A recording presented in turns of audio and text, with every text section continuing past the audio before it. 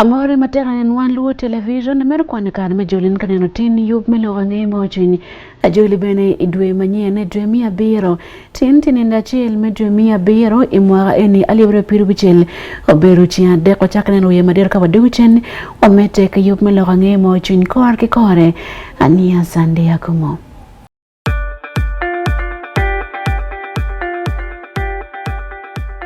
At least the one thing for now we can all agree on is the soap to use. He likes that it's big and lasts long. Anti-economy. I like that it keeps my skin smooth. Ate alina echovu. And the children like that. It smells amazing. Everyone is happy. Movit soap comes in 4 fantastic flavors. Movit family soap is truly soap for the whole family. Movit. All day confidence.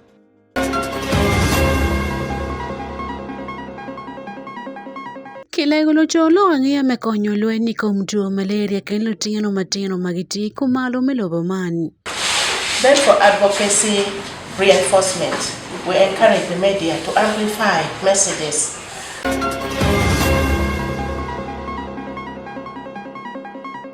Nopo magiti ya pat kutero nongo bong kich mia chel piara beach me konyo ilo malrome pu me gwoko kich weko bedwe biachara. La Roda Farmers Group, Beekeepers Group. They have supplied, here we have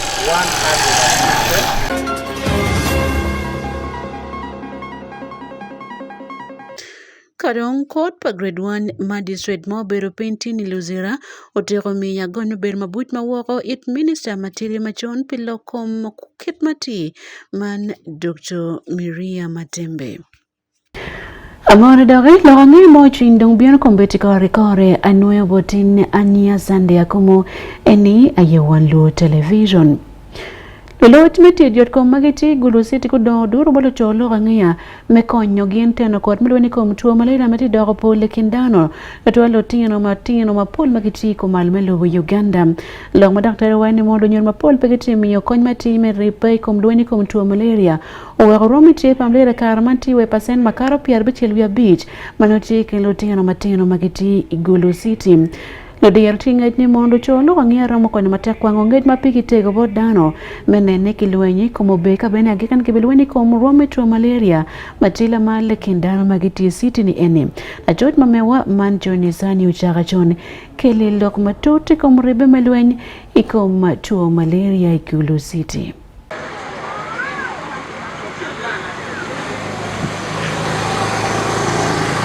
Tuo malaria futi dit tutwal Igulu City. Mamiano ni ripuching umior betie ikinu daktari ka chel kilo choj wek ya kwena bolwak magiti tedero. Megu filda Louis Adio. Ngad maneno lokum yoro kumpalutieno kimege. Chalo Gulu City Health Officer uterni otpoko lokangea pire tek iripuching ilweny ikum tuo malaria. With media reporting are fundamental to driving social acceptance to vaccines. Then for advocacy reinforcement, we encourage the media to amplify messages about the global impact of immunization, aligning with core messages that vaccines are safe and effective across generations. Dr. Daniel Okelo, Dr. Malo Lokmeyot kom Igulu City wajoni kachelu choj gungeyo kid matu ni tie kwede Igulu City. Wero giberu kikero me wacho loga da bolwak. Consultation meetings. I think this is the first one. And I think with good reason that you start with the journalists so that they get to know what is going on. And when they know what is going on, they're the ones who know how to package the information very well. That is if they're given the right information, also in the right way.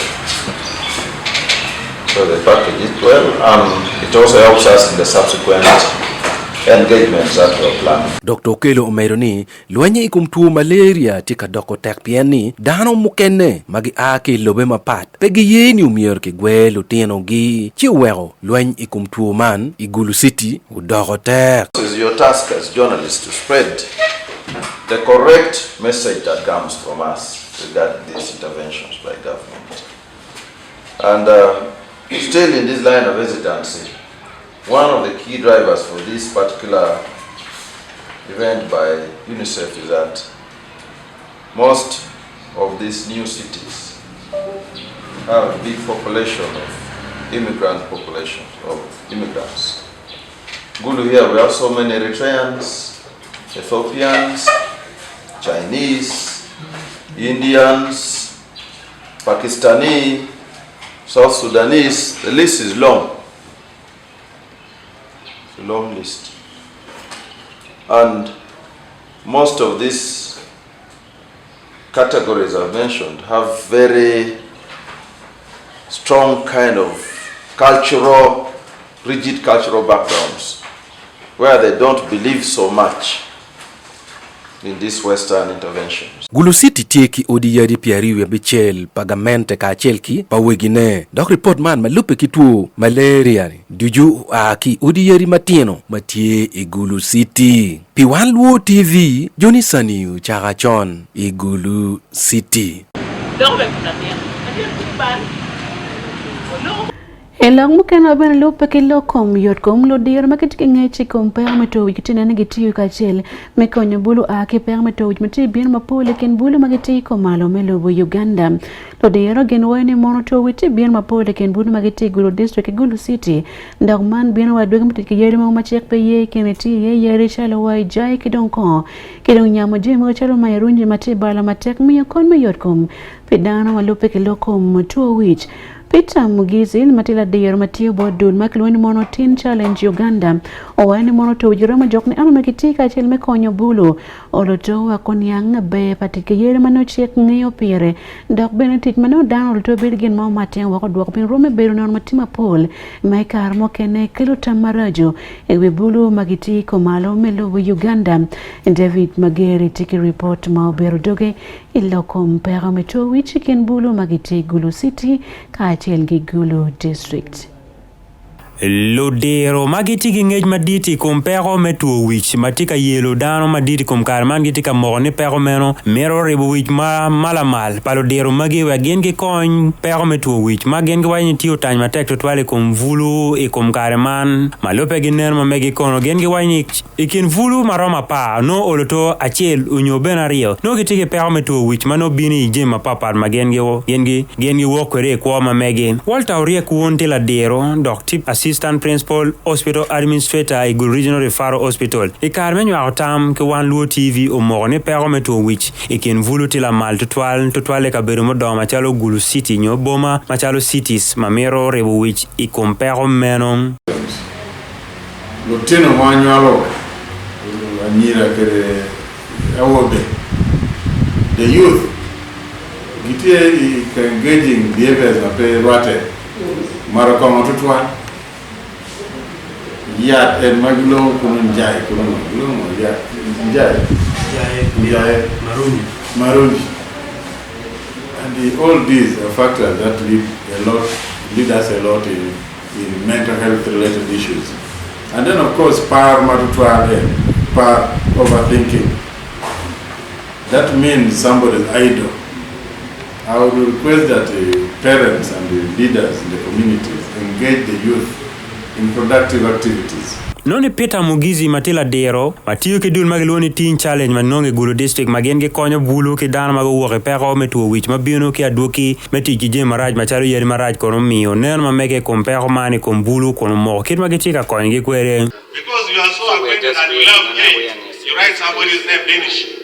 Those people who are affected in both institutions. No, that is because he doesn't want hate in his name.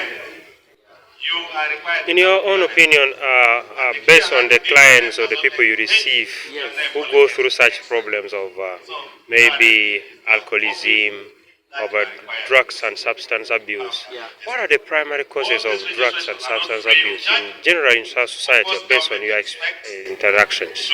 Peer pressure, and this you will be doing, and you will be paying some small amount of money. Domestic violence which at will be homes, able to and fund mostly like for me, I've been through the program, and I came from a background of a dysfunctional family. So when you track when you investigate, usually alcohol is not the main problem. There are deeper issues that affect guys who join into the program. But addiction is just like a symptom, which we mainly first deal with, then we go deeper. Because they offer discipleship and get to know. En kono wai ne per me to wich pol kari kin vulgin makelo aye tiji yat maraj machalo jai kon kin mukene mabeno berol chadena sheli komen mo wa eni kom kar mano tie bulu kwane me university bale pe pero meno inoni kizito wa mala kono matila diero ti mental health Uganda oterne pero me to wich benero berwe kin joma kitige diero nyolu ngech machalo professionals mamerni ge konye. It be the most difficult moment in your life, but you still hold on to the belief that tomorrow will be different, and we are very, very convinced that the issues we are going to discuss here might be relevant to your work as a journalist. But a journalist in Uganda, maybe not a journalist in the US,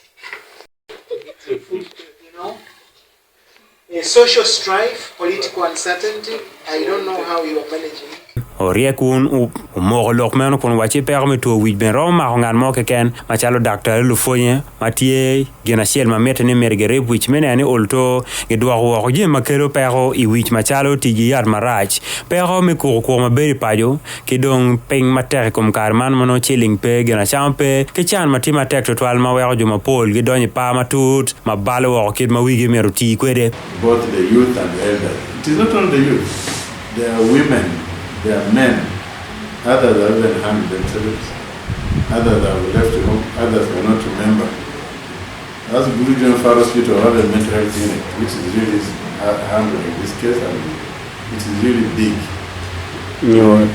Chico statistics moko in a week, unang dana di in a month, They may not have it now, but the unit they have it, but the number is overwhelming. And then at times we of course recommended some patients to African National Psychiatric Hospital. Gen gitam ne kalo diero lu dakta ki juma papar magi miyo tam gore bu wigi mabe kira mo konyo society nyo lwak mengeo kit me goro adam wigi wer pe wore pero makelu tuo lorangea I Wan Luo TV David Magere Igulu City. Literates within, ladies and gentlemen, as we are all aware that we are going to Kawadire lao I Apache District Lufuma Kargen Mia Chel Piara Beach Nguti onongo bonki jite yup makiluni Uganda Climate Smart Agricultural Transformation Project Mateko Lufuma Poli Lokoma Pu Iroma Yupkaberman Mano Kipuru Kono Kikemika Duki Malala Mepin I District Piara Beach Labungwen Matilo Uganda Mokene Magitika Joluria Yela Kilao Kiyero District Chela Apache Dogolo Amolata Yam Kidonga Leptong Medicu Ture Magiti no kony ente yo pagamente eni itiario dulma kilungen la ruda B Farmers Group matia kere division guno bong mia chil Piara Beach iban rombong makiloni Kenya top beehive mabokone kin medorome gwako kikibene nikiti yuma beto alikom jeman we biachara weko kera laga ni woki gwako kit kibene nike gwako bong beri mabejo ikin ne kwae pu mokene mati ko malume lobuni eni just by gwel take a report maaki Apache municipality.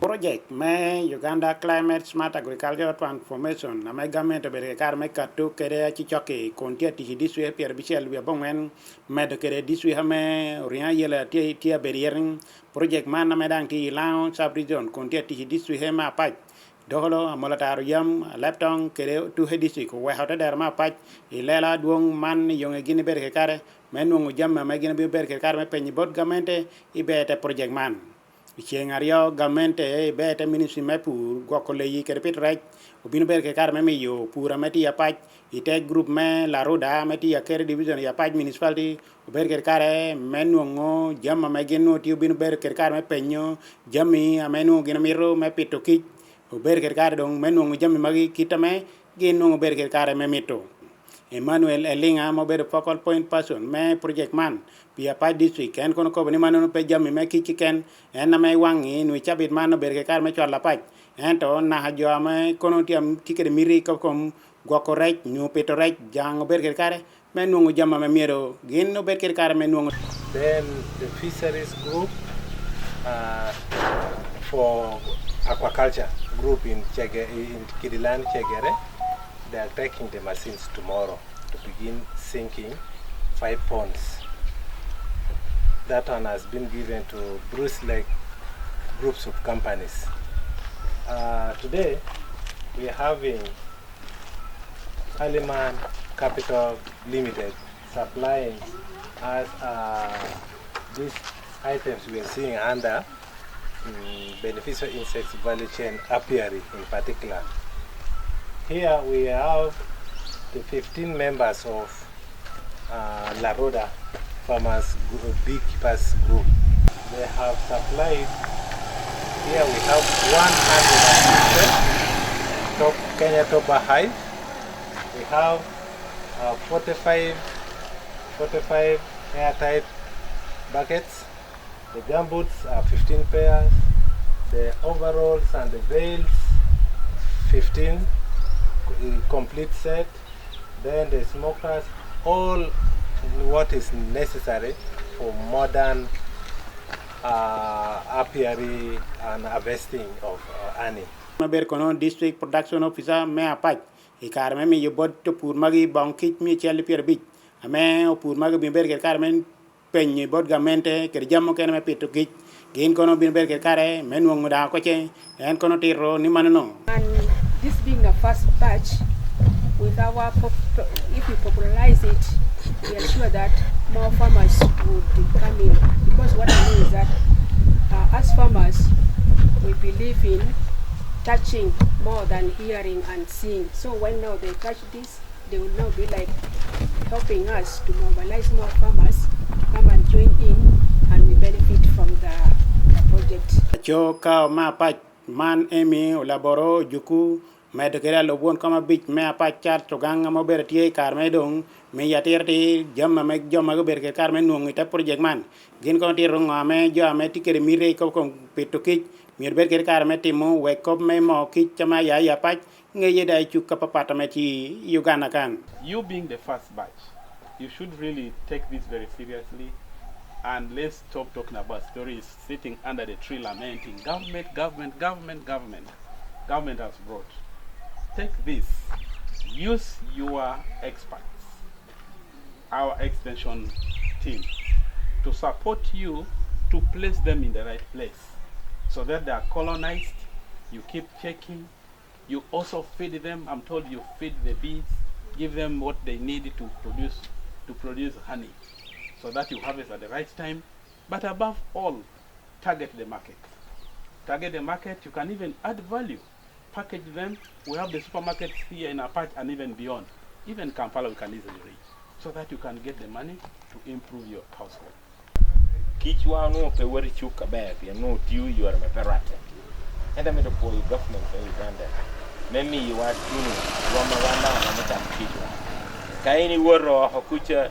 Inu kijme mbende barara arwa kwene but kijma pa pe wanu adam this time kita wan ticket jama be me ti wanda do tamni wori supermarket no label me kijma pa amoko ni pikicho ya pa apaji ya kina area me ticket kicha be ame loka no kenda ko so wanda mni wundi berunu role model menen ne ti wunu me tingu nyinga pa malo kedang me kela loha ni me bini tingu Wan Luo bang kich. My government omiwa everything co-funding. Ame peha wanu tini. Jawa me tichu no peti ram. Kiele yo ber club. Area yo ber parliament ngala en mo kich. Deke yo ber overall. Donc rejane wanu chalo pu wan ka wote kichwa wotor ke rao. Eta mane chati ke gemu smoke. Me ka kero chungba ye te duny e katem yo kichi ya hila me polile ke lumoro. Poli le kere le loro no mi wa tino ane ka chala won ko nen ba government no tim gina be ne mi wa wana pur atiti ni ping don en ko jama wan tino wot kere ni at least mi na ne ba se wa ka ne no gina wan tino kere gina me government to piwa ginda bi bero kere miri Wan Luo television just pegwel ia patch district. Mapat kimeno luak mai kabara mai do district met ki pen konko tikilim magamente o miyo ye moro ka makilu man moro ka tinglo tuo mano mergiti kwere menon eno daktar tika penyo chende kare gen wani mono chente me goyo mom ngara til matil lok man matek Stephen e wale wani mampol kar dan ma pergi chente pegino kon ki la moro ka tinglo tuo man doki kar mo kene ka cheke cher ka penyo kon jomo ken ke penyo mergo chul chilling million achel tona bikulu me goyo mom no dan ma pol Pegaramo nongo chente man kun kamento mi mor kamano kon lutuo menono pedano magiti kabara maido district wanen eni kibot maiko nye eno berka lupo ko lokman kore don kombeti yel report mo bero doge wanen eni iyub melorange maujuin Kopa me makere karachel kede ambulances amotio karachel kede dwaliron eno bedo gi achiel amada tikelo par atot ibud jong Stephen Ewal wacho be epone amomio jo chulo sente atuto twal metero jotuo dio kobo gi madala me malo en gi achiel alia yomo yeng wane samo gero bino kire tuo ni dwaro kane ame udite bedo kire dwaro kali te gwoko okone no be kes mero ne sani lo romo chemo gando lingikan okutu ne samo ko yamo kire benande sani kes matuni ni poro kire naka soroti arbo lira Otune same piengano ngebe mi wa ambulance tekane. Otune same oro yam nikere benando giatie. Pi ambulance ni yai kam mi rioti kopi komo iye diko kotere tuoni. Pero ngo alebe sa no setele tie. Apena ngotie be amitani anganya be. Kesete amo chulo memo kani me ambulance ni arbo mi ambulance ni be bin kane do kadire tuoni tie. Ini pore pi komo di de code. Kame opore referring here to okay. Do medical superintendent medwal adwong me kabere maido Dr. Eric Auna wacho be sente me abumenti miogi tididi twatwal. Office of the cow is here, Chairman is here. The emergency department based at Soroti gives us 1.5 million in a quarter. And this money of 1.5 million is to pick pregnant mothers. Mona yadyo? Mona yad? Kede? Idwe amimwaka gilia katonyo? Kan. From lower S unit to here. Then the procedure is, if you want everything, you have to be here if there's a referral. Then we call the ambulance from Soroti to come and pick you. Because for us we handle lower S unit. Those people now, they are at the district level.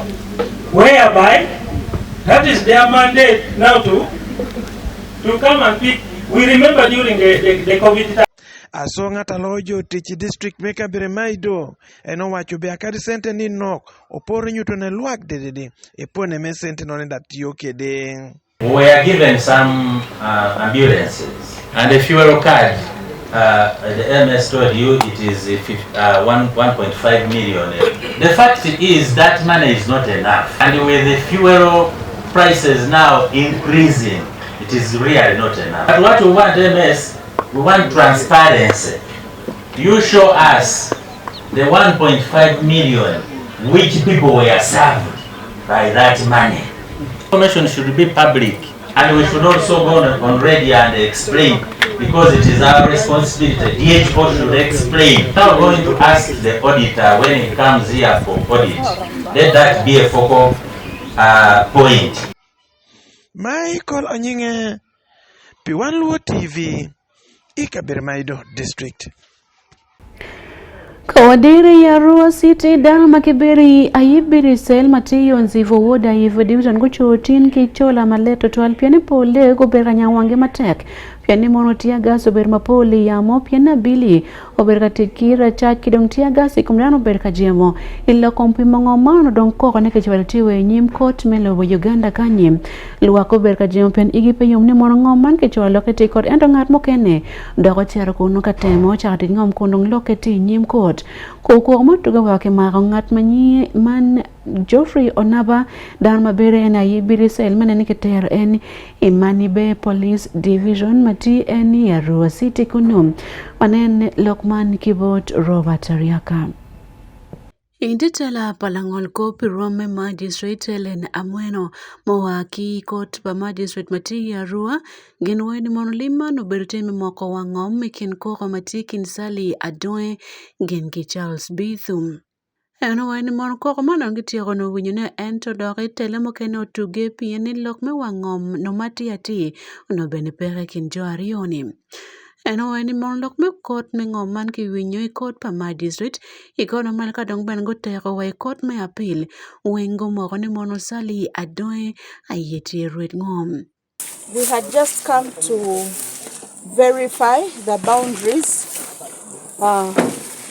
for this land. The case is between Adong Sali and Bithum Charles. Although the case was concluded, there was a dispute suggesting that the suit land is non-existent. Yes, this is a case that was heard by the Magistrates Court, it was heard by the High Court, it was heard by the Court of Appeal, and they all confirmed the case in favor of the plaintiff, Adong Sali. But at the end of the case, the defendants seem to be suggesting now that the court is the bailiff seeks to execute a different land from that one which was in court. Alubko DJ Mea Yevo Division ni Jona Mbigiti owani mon ngoma lokti ye ni tele obiruti mateko chake wa winyo piru kibot LC1 karna chieno cherkot mamala kan wenki mogani ada sali ya doe ayeti red ngom. It started from LC1 court. Madam Adong Sali won. They appealed. Chief Magistrate said she won. They went to High Court, she won, up to Court of Appeal, she won. Winyo kore kom ngomano tero maka piru bichel dok bene en Mbigiti wani kaldo romo metie kolok mani iyo maupore. And as state, this matter has taken 26 years, and we need to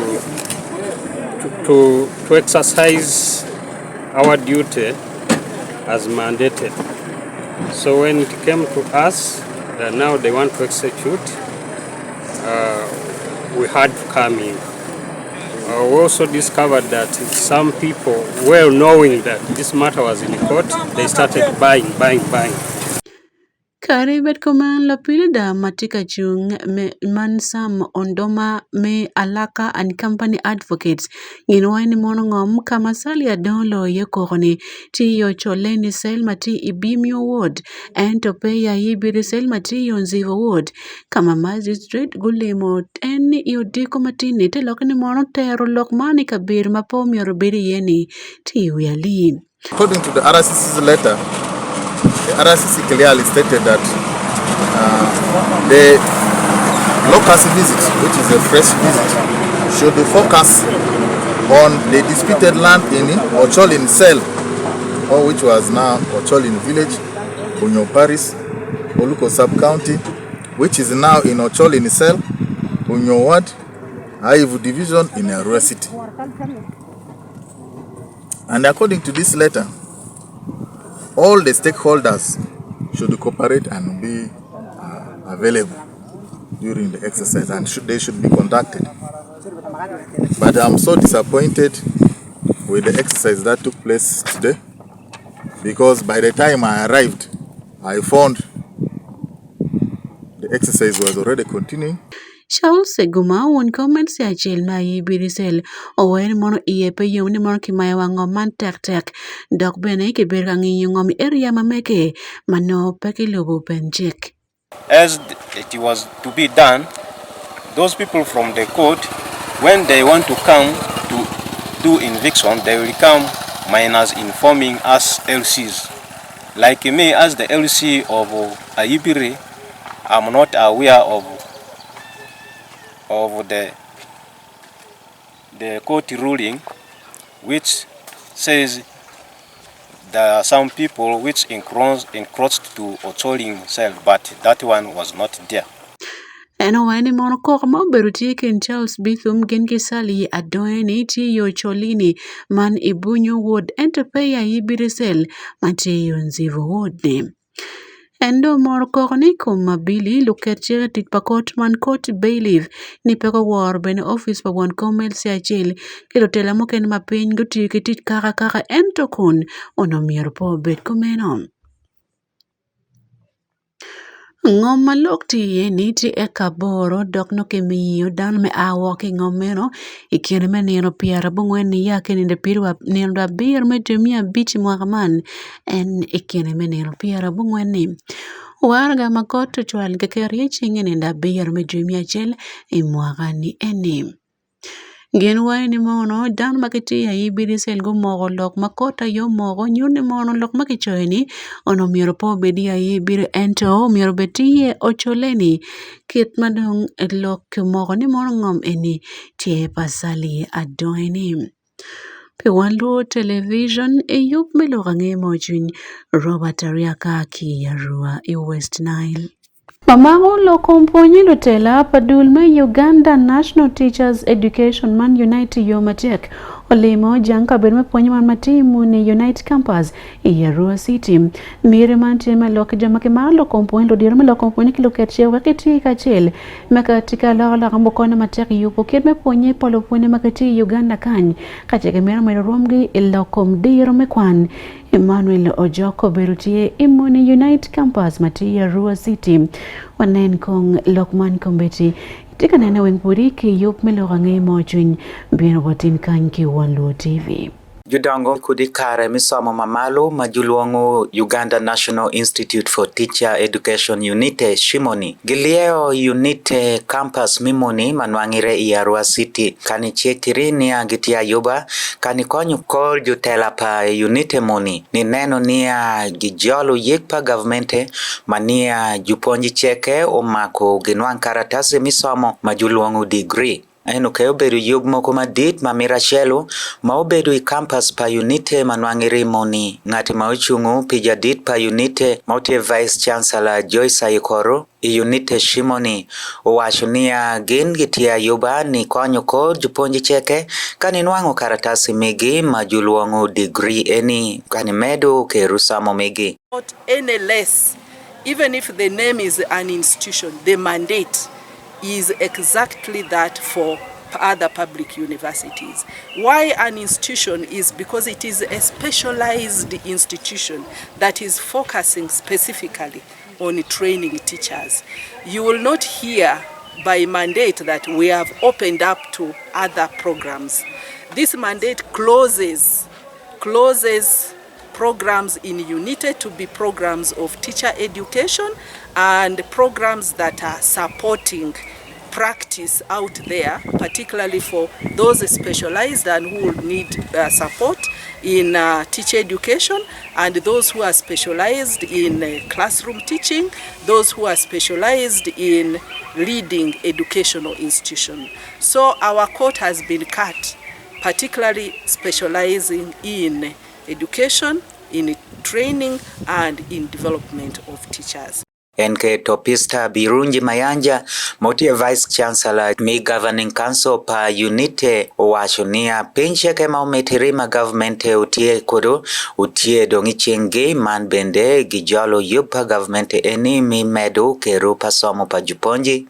When I talk about today's our dean, he's the shock absorbers of everything. The fears those colleagues have is absorbed by the captain, the team leader.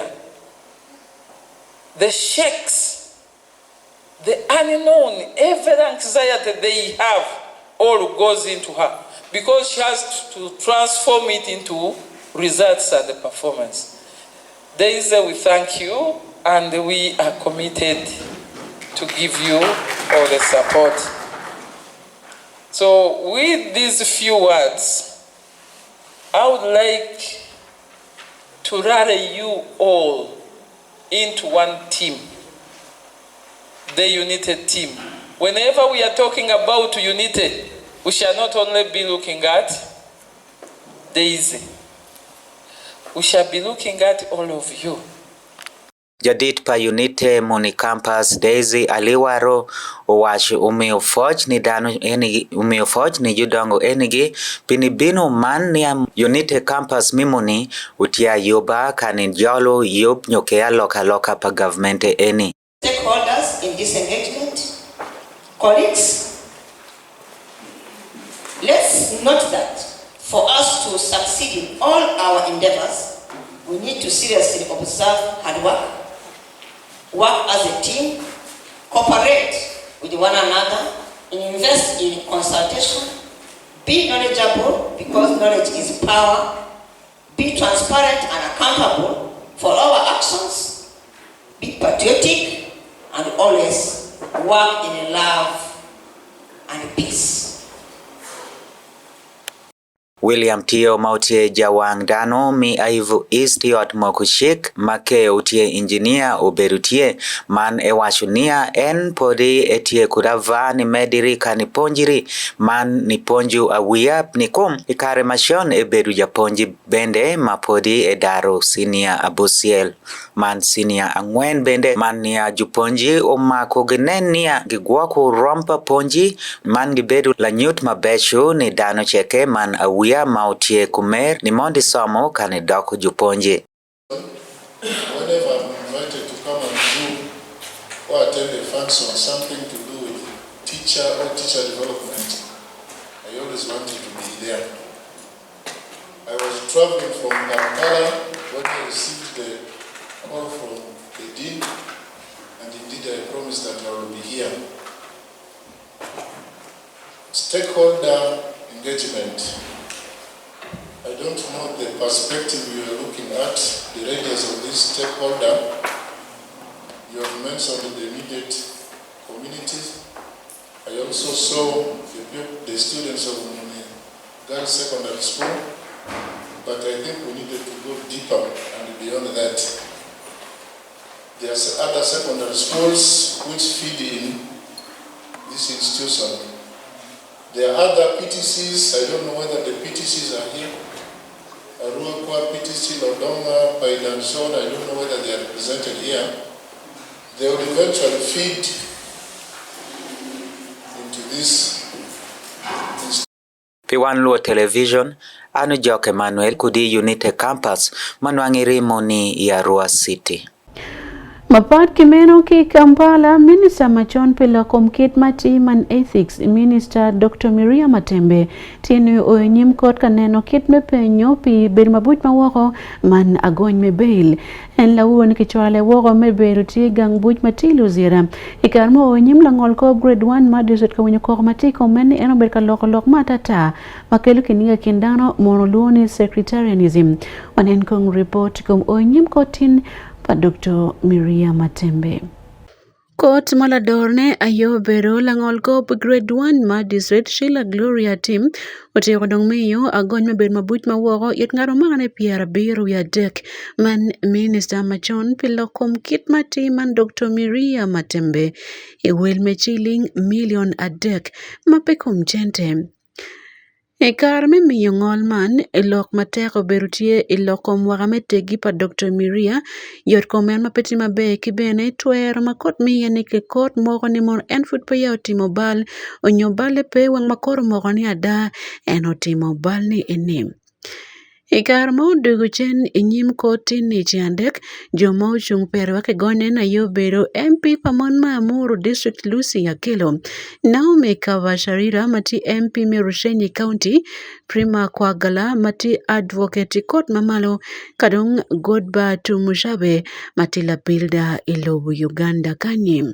Karibet kumeno ng'at matika chung me kawang lupiru pagamente okwer matek kono lok me miya gony me bail man gino wae ni mono peken yang kweni kome kawo matembe biri ye Dr. Lokini mono en cher kakane kabero moy ken kun mene kumila bule en otika kana kar mage yinyo kor kake mako en ichabit ma ukaro ni. Gin wae ni matembe ben po kelo national ID makome onyo kari passport mo i ot court. Dr. Matembe kimangen malupe kono kiupator madud monyotimo kat ko ruony wakati ura ichabit mo kati. Eneno dwe piara dek me dwe mia abichiel man lawu ichiario en kimoro koge nyim koti kome maoni otoro penchik mek Penal Code Act. Section ne pier dek wi aboro bure ma achiel ki bure me dane ni mono eno ber ka loko makela poa kidong tim me charge man sectarianism.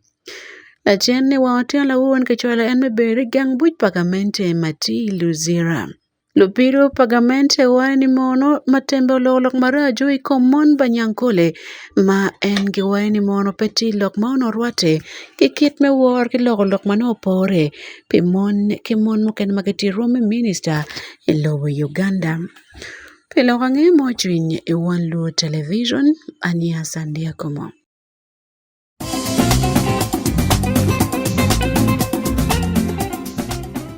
Ilogange muken me biashara biek me choko mochoro keyboard ba degla ibi division ni mwagali mautum la woni peki chobo piani division mano berki biekli me choko chilling billion rio tonne abongwena biro ento guchoko chilling billion achel tonne rio abichiken mapo chobo mirki wego chung wake percent pier ngano ya dek mapeyano oiwanki komem onen kong report ni kibot Jackson Kitara en kele report ikom logangia mukene matie ikom biashara. Ikachoke ming'iyo kidwaro piny biek lim me choko muchoro la do ot me ba dege la yivi division Felix Adonyo otero gin ma wero giluongo kachoke man kikiet ma dwaro piny biek lim me mwaga lim ma okarni obi konyo kwere ba dege la yivi division. Technical staff town clerk ki jaw mukene ku neno ni budget ma councillors ma chon go passing was unworkable. Pechoke, well, we were revising budget ma megwa from billion ario ki million mia pungwen, well, wadua a billion achel ki million mia bear ki wie. En nikono no pe watem kuman, imwaga lim ma bino ba degla yibu no losing. Gemna ki luoni IPF, chio no chante grand duju ma ake local government, ki central government bino botwa, no beru matiri, chio no pobo ramo konyo project duju ma watikere don wadwaro budget ma megwa 1.7 billion ko waporo ki chente ma wachogo ki community wachogo about 1.2 billion ka don wakero chura no badegla yibi wachogo about 70% plus local revenue ma check don waja tini ka indicative planning figure wabiberu tie Grandma megwa biberu mabe. Patrick Okelo mea me ba degele yivi division bene otero gien mo wero gi kati me dwaro piny biek lim gi me mwara mokaro. Wa revising wa dwaro wele piny pien local revenue wel chene mage jogo per wate. So wero de chawani wa no ni target wa notila mal. Ero ki ken target mage kero chon chano. Notila mal sigi no ni wer pe dire man to affecting the hierarchy. Kirme local government you kere lorme revenue no lorme finance time revising we have been kama care pa wan oron tiokode eno mere ni gitie ki gen ni giromo jogo muchoro e mwagali manyen eni ma be beru la mal local revenue ko oron raising like 2.3 billion no oloron purbe chenete kin gang erge ken strategy ma obere tikere kar mo karangay en po bir mo be chamir bana fo tan klak ma megala dir malik ma tiki style ma part mi jogu chenne we have tika titla karachel gi kilu timi pejle ro boto kan ba de la yibre gi shot timi pejle gi tiu la wa chel Francis Otim la kansila angwen ma chung pilwak me kirome wot ukok ikom cham chana matan ajen kilu tich mogo iba dege guber karwago chiling muchor ijeba gi wago corruption timate ma pol lu tich ma mekwa kibene politician mogo gi cherge gamu chente wana keyboard ujog mujor lukin gang pok ni ta una jen mo bino gamu cheno gi bor wan waj ke luak ni chene wen ke chuli system IRA system so cham chana mi walwen yi ma tega dida ma jalo councillors ki tela mi ngo me ba degree give dong me in revenue sources ma make wa wen ke local service tax ki parking fees ki contractors me okay contractors wa to tax jo ma gamo contract mi ngo me chulu mu chor bot wa mi joku mu chor mi ragu nene mi woneni contract mi gu performing ukelo ki tungshel ulego luak matimu biashara peme shulu chente mushorgi iching dano kiki dir ka chuku chen pe mi chen ching tana jer twal chen chere puru we ki mi receipt we duk chumeno beti en chen ma ina chulu ni en revenue en konyo wan luak lu tera mi ba degla yibi mi nene pi ge yubu yoma raj ge yubu no yoma nyen ge yabu en local revenue en wati tikkere pilok ane e Wan Luo TV and Jackson Kitara.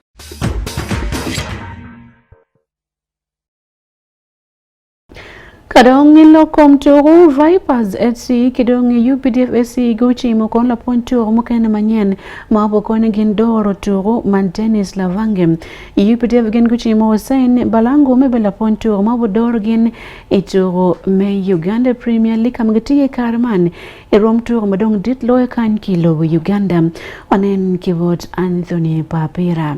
Yupe mituru Uganda Premier League utie la mal mainone tim mukane teka riemo lu fonturu mukane teka kele lu fonturu manyen. La fonturu me Vipers magilu nyeni minat en owero tichoro Vipers inge contract ma mega tum ento lu lodge me Vipers pedongu maire uchie wekano eno meteke fonturu Vipers kunu. Vipers Sports Club gengu no la dirachel ma enti annually France la diet Denis la Wagner ma en kumbete ubino ukarochie contract ma magario me konyo fonyo diru i Vipers Sports Club. La Wagner eno fonyo diru i ruam malamal kono ke neno record mamege nyurni en ulo ke kobo man me Algeria i mahali wario ke piru achiel.